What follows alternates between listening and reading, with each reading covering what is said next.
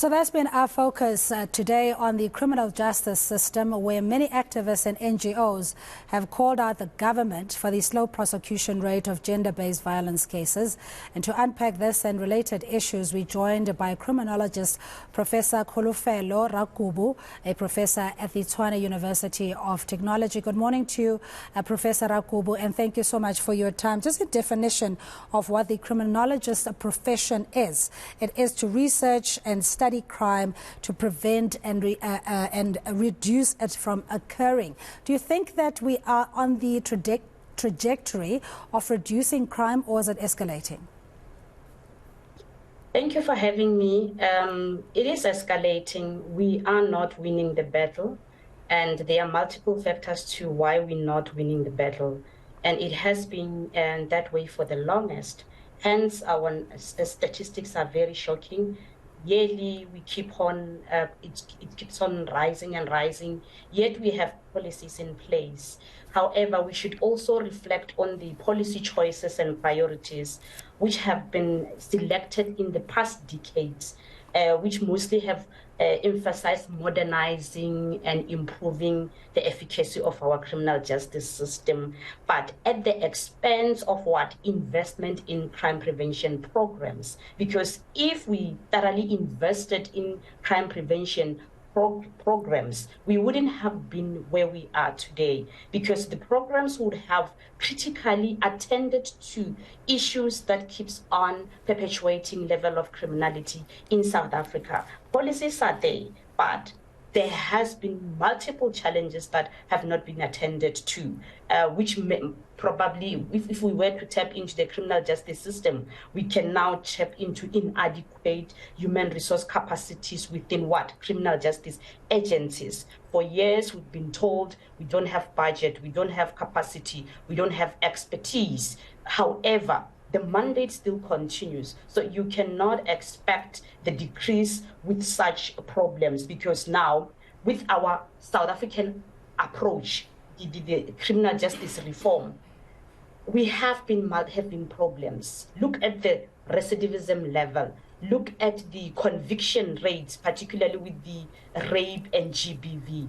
We are not winning, and we have not been winning for years. So this requires multiple and holistic approaches, and also to go back to the initial plan with the crime prevention plan, to revisit the policies. We had very beautiful policies, we still do, but now let's check our implementation, let's check our interpretation. But Professor Rakubu, yes, and as you're saying that the policies are something that advocacy groups and NGOs have been fighting for the longest time. It has then been ratified and implemented, but or rather gazetted, but not effectively implemented. This is a regurgitation of the same old that we always talk about, while victims are being even violated further when it comes to gender-based violence. I mean, can we move the needle a little bit further and say there has been some improvement, or where are we going? We can say there has been some improvement when women are killed on a daily basis.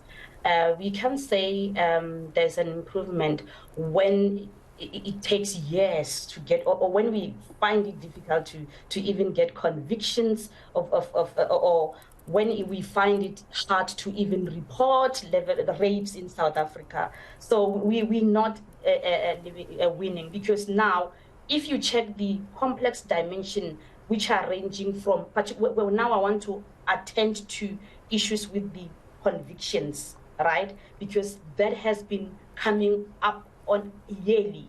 Why do we fail in that regard? Because of what? Multi-complex dimension, ranging from what? Survivors just wishing to continue with their lives because they understand that there's no mechanism in place that is going to assist them. Poor investigation, where now the courts are incorrectly captured, and issues of accessibility. Our courts in the rural communities are very far from, you find that victims have to pop up a lot of money to even attend to courts. Now, what what that does is it gives perpetrators room to even comfortably continue with this because they understand challenges from the victim side. And one other issue, you find that communities continue to protect perpetrators. So what also that does is what? It impacts negatively on the decision to proceed or to even attend court.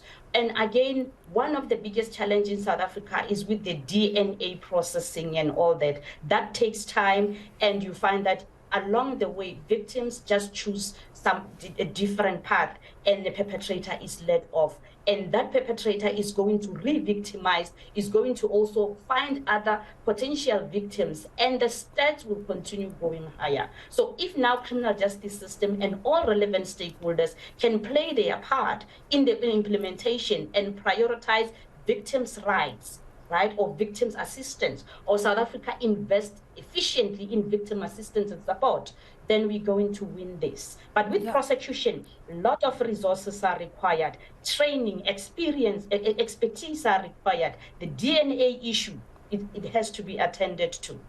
Yeah. No, look, it's a clear reflection, Professor. Obviously, we can't sugarcoat what is happening, especially with the criminal justice system.